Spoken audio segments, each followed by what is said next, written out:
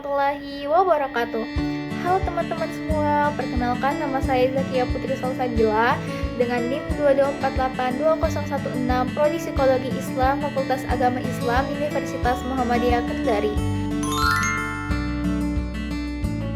Nah, pada kesempatan kali ini saya akan membahas sesuatu yang menarik, yaitu hubungan antara hadis Nabi SAW dan psikologis manusia. Di kehidupan sehari-hari, kadang kita menghadapi berbagai macam pikiran, perasaan, serta tingkah laku kita sendiri. Nah, ternyata banyak loh dalam ajaran hadis yang bisa membantu kita untuk memahami diri, mengelola emosi, serta membantu kesehatan mental agar lebih baik dan sejalan dengan psikologis modern sekarang.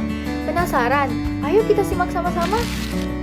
Hadis yang akan kita bahas yaitu tentang fitrah manusia, nafs, doa, niat, dan jujur, serta bagaimana hadis ini bisa sejalan dengan teori psikologis di era modern. Hadis pertama yaitu fitrah manusia. Setiap manusia dilahirkan dengan pembawaan dasar yang telah diciptakan oleh Allah Subhanahu wa taala yang dalam Islam dikenal dengan istilah fitrah. Konsep fitrah merupakan salah satu ajaran dasar yang dalam Islam berkaitan erat dengan hakikat penciptaan manusia.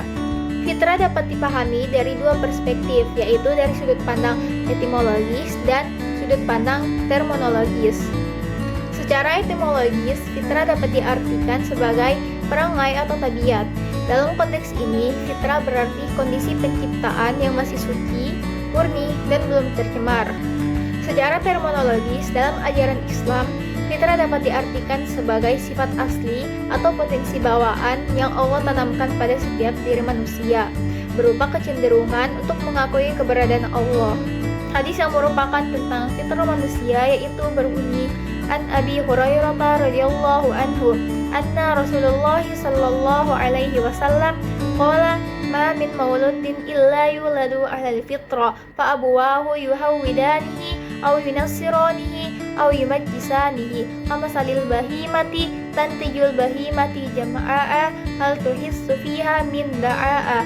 Hadis riwayat Bukhari dan Muslim muttafaqun alaih, yang artinya dari Abu Hurairah radhiyallahu anhu, Rasulullah sallallahu alaihi wasallam bersabda, tidak ada seorang bayi pun yang dilahirkan kecuali dilahirkan di atas fitrah, maka kedua orang tuanya lah yang menjadikannya Yahudi, Nasrani, dan Majusi. Seperti halnya seekor hewan yang melahirkan bayinya dalam keadaan utuh. Apakah kalian menemukan padanya cacat? Hadis riwayat Bukhari dan Muslim muttafaqun alaihi. Makna hadis tersebut menjelaskan bahwa manusia lahir tanpa dosa dan membawa keyakinan tertentu selain potensi bawaan untuk mengenal Tuhannya. Fitrah juga memberikan manusia kemampuan moral dan spiritual untuk membedakan mana yang baik dan benar, dan juga dorongan alami menuju kebenaran. Tugas manusia untuk melestarikan dan menjaga fitrah tersebut melalui ilmu, amal, dan lingkungan sekitar. Adapun tinjauan psikologisnya, fitrah manusia menggambarkan setiap anak yang lahir dengan kecenderungan menuju pada kebaikan, kejujuran, dan pengenalan terhadap Tuhannya. Dalam psikologis, ini juga selaras dengan pandangan bahwa manusia memiliki potensi moral dan sosial yang dibentuk oleh lingkungan dan pengalamannya. Hadis yang kedua, yaitu nafs. Nafs dalam Islam merujuk pada aspek jiwa dan diri manusia yang mengandung unsur roh, kehidupan batin, dan potensi internal. Dalam bahasa Arab, nafs berasal dari akar kata yang menunjukkan keluarnya angin lembut dan darah. Keduanya memiliki makna keberadaan hidup dan esensi diri seseorang. Nafs juga dapat dipahami sebagai energi internal yang bersifat material dan imaterial. Pada dasarnya, nafs memiliki sifat netral yang dapat berkembang menuju ke arah kebaikan atau keburukan, tergantung pengendalian dan pembinaan dari individu tersebut. Hadis yang menyangkut tentang nafs yaitu berbunyi, An Abi Hurairah radhiyallahu anhu, anna Rasulullah sallallahu alaihi wasallam qala, laisa syadidu bis-sura'ati, innama syadidul ladzi yumliku nafsahu 'indal ghaib. Muttafaqun alaih. Yang artinya dari Abu Hurairah radhiyallahu anhu, Rasulullah sallallahu alaihi wasallam bersabda, bukanlah orang kuat itu yang pandai bergelut, tetapi orang yang kuat adalah orang yang mampu mengendalikan diri ketika marah. Makna hadis tersebut mengajarkan bahwa iman adalah proses yang melibatkan pengendalian nafs atau hawa nafsu agar tidak mendominasi perilaku manusia, karena nafs seringkali cenderung ke hal-hal buruk dan harus dijinakan agar tidak menyebabkan manusia berbuat dosa. Adapun tinjauan secara psikologi, nafs adalah pusat dorongan emosional dan keinginan yang cenderung untuk mengajak manusia untuk mengikuti keinginan duniawi, yang kadang bisa berkonflik dengan nilai moral dan ajaran agama. Secara modern, konsep ini sejalan dengan teori psikologi yang membahas tentang self-awareness, self-control, dan pengembangan kepribadian yang sehat. Hadis yang ketiga, yaitu doa. Doa adalah permohonan, permintaan, atau ungkapan hati seorang hamba terhadap penciptanya. Doa juga bisa menjadi komunikasi antara manusia dan Tuhannya. Dalam Islam, doa dijadikan ibadah karena menunjukkan ketundukan, ketergantungan, dan keyakinan seorang hamba terhadap kekuasaan Allah. Makna dari hadis tersebut adalah doa adalah inti dari ibadah, karena di dalamnya ada kerendahan hati, keyakinan, dan juga harapan.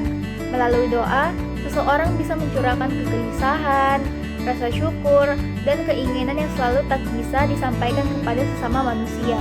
Adapun tinjauan secara psikologis, doa dapat meredakan stres dan menata emosi. Saat berdoa, seseorang merasa didengar, sehingga kecemasan dan beban pikiran berkurang. Doa bukan hanyalah ibadah, melainkan memiliki pengaruh besar terhadap kesehatan mental, regulasi emosi, dan makna hidup. Secara spiritual, doa menguatkan iman, dan secara psikologis, doa menguatkan jiwa. Hadis yang keempat, yaitu niat. Niat dalam Islam memiliki kedudukan yang sangat tinggi sebagai landasan dari setiap amal perbuatan.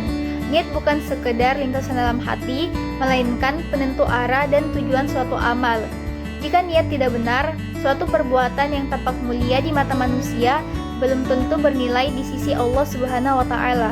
Hadis yang menyangkut tentang niat yaitu bunyinya, innamal a'malu binniyat wa innama likulli imri'in ma nawa.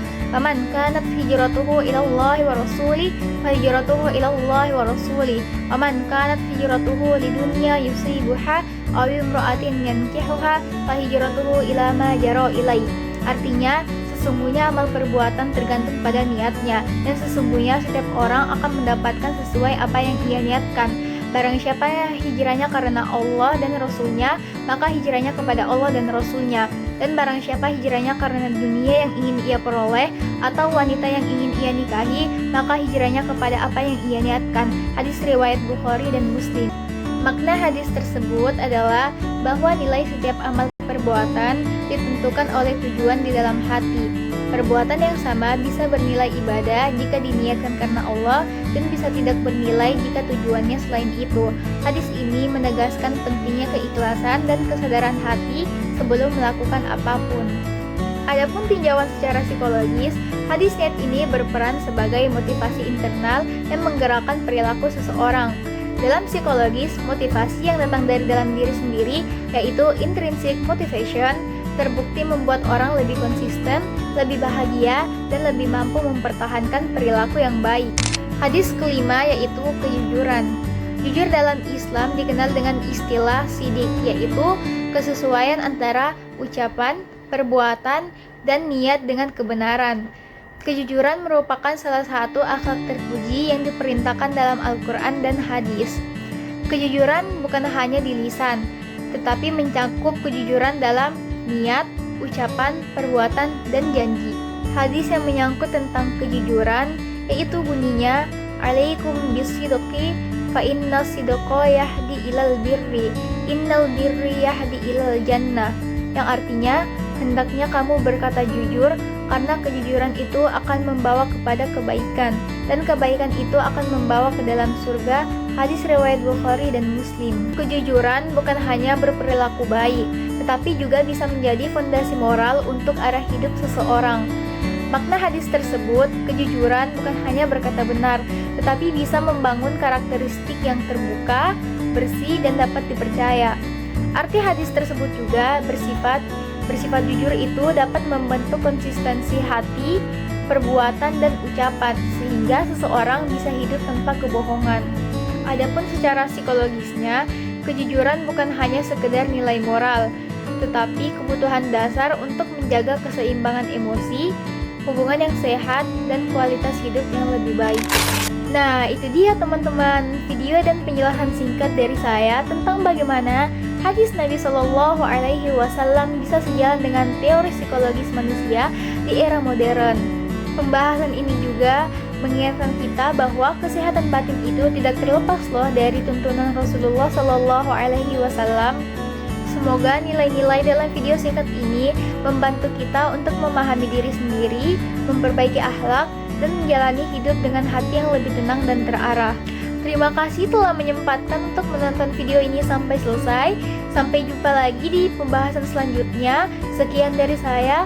Wassalamualaikum warahmatullahi wabarakatuh.